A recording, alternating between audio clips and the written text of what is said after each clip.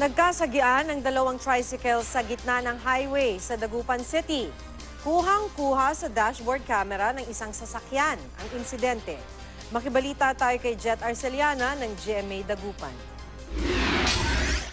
Kuha ito ng dashboard camera ng isang pribadong sasakyan sa highway ng Bulosan, Dagupan City. Ang maayos na lagay ng trapiko biglang nauwi sa aksidente nang biglang nawala sa tamang linya ang isang tricycle.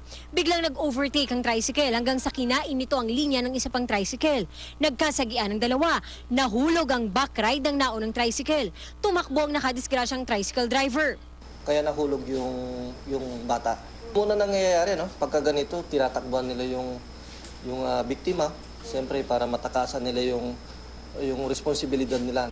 Nagsagawa ng follow-up investigation ng otoridad para matukoy ang nakadisgrasyang driver. Kinausap na rin ng pulisya ang 17 taong gulang na biktimang si Emeline Quimado. Papasok raw ito noon sa Bulosan Integrated School nang mangyaring aksidente. Naano ko po, napaikot kaya natamaan din yung ulo. Pagkahawak po masakit.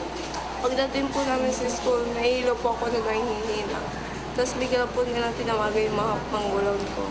Patuloy ang paghahanap ng otoridad sa driver ng nakasaging tricycle. Mahirap pero gagawin natin ang lahat. Meron na tayong kopya nito, no? Gagawin natin ang lahat para ma-identify natin itong suspect. Hindi naman nagbigay ng pahayag ang driver ng nasaging tricycle. Jet Arceliana, Nagbabalita, Pilipinas.